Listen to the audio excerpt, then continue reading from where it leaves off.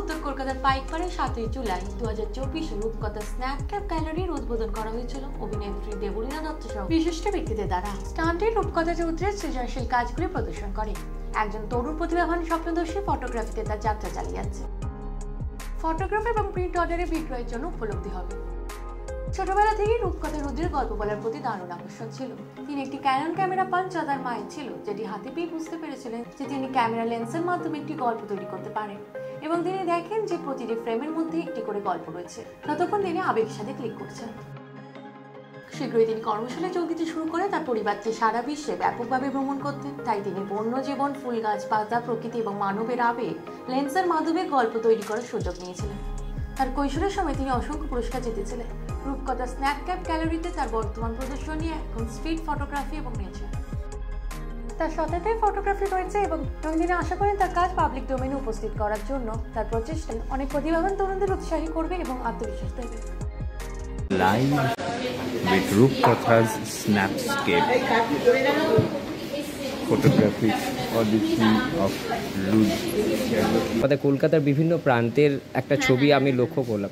এই যে ভালোবাসাটা, এই যে ছবি তোলার একটা ভালোবাসা, এটার যদি স্টার্টিংটা কিভাবে হয়েছিল যদি একটু বলেন। স্টার্টিংটা তো আমি বিষ্ণুপুরের একটা মন্দিরেই আমার মা আমাকে বলেছিল যে আমি একটা ছবি তুলেছিলাম। তখন তো নর্মাল একটা ক্যামেরা দিয়ে তুলেছিলাম, খুবই অর্ডিনারি ক্যামেরা দিয়ে। তো সেখান থেকে আস্তে আস্তে গ্রো করে। তারপরে কলকাতা দেখো নিজের শহরের ছবি তুলতে কে না ভালোবাসে। তো মানে ধরো হাওড়া ব্রিজের ছবি তোলা হয়েছে, তো আরও কয়েকটা এরকম নানারকম তোলা হয়েছে। স্ট্রিটটা একটুখানি কমই করা হয়, কিন্তু ওছাড়াও ইন্ডিয়াতে অনেক অনেক জায়গায় তোলা হয়েছে। যেমন কাঞ্চনজঙ্ঘা স্লিপিং বুদ্ধার একটা পার্টের টুকরো আমি এবার প্রেজেন্ট করেছি। কাশ্মীরের বর্ডারে গিয়েও ছবি তোলা আছে। তো মানে অরুণাচল প্রদেশেরও ছবি তোলা হয়েছে। তো মানে আর আউট অফ ইন্ডিয়ারও ছবি পাওয়া যাবে এখানে।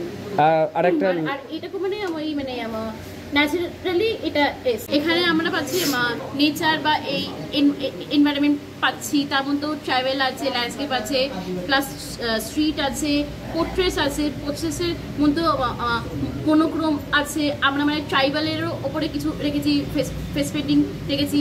নতুন যে জনটা নিয়ে করলাম সেটা হচ্ছে স্টিল লাইফ ফটোগ্রাফি, সেটাও আছে। আর ওয়াইল্ড লাইফ তো আছে।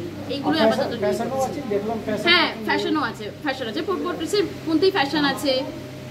তা আর স্ট্রিটের মধ্যেও ওই হিউম্যান ইমোশনস নিয়েও করিয়েছি। পেয়ে গেছি রূপকথা রুদ্রর প্রাউড ফাদার। স্যার আপনার নাম? আমার নাম প্রতীক রুদ্র। আচ্ছা, আপনার মেয়ে তো খুব ছোট বয়স থেকেই ফটোগ্রাফিতে তার একটা ন্যাক আছে এবং তার একটা ফর্মাল সেকেন্ড এক্সিবিশন শুনলাম। তো কলকাতার বাইরেও কি আপনার মেয়েকে আপনি চাইবেন প্রমোট করতে এভাবে? ডেফিনেটলি, ও তো কলকাতার বাইরেও।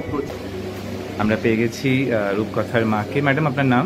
নমস্কার, আমার নাম মীনাক্ষী রুদ্র। মীনাক্ষী ম্যাডাম, স্কুলে যখন পড়াশোনা শুরু করেছিল তখন থেকে কি রূপকথার এই ন্যাক টুয়ার্ডস ফটোগ্রাফি? হ্যাঁ, মানে অনেক ছোট তখন, পড়াশোনা শুরু করারও আগে। আমার প্রথম মনে আছে ওর তখন বছর 5 বয়স। আমরা বিষ্ণুপুর বেড়াতে যাই। তখনও বিষ্ণুপুরের টেরাকোটা মন্দিরের যে ছবিগুলো তুলেছিল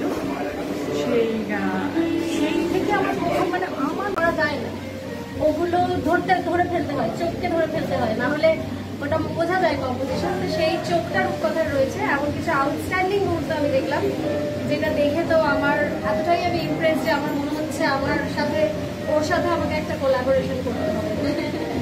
যদিও ইন্টারেস্টেড হয় নিশ্চয়ই।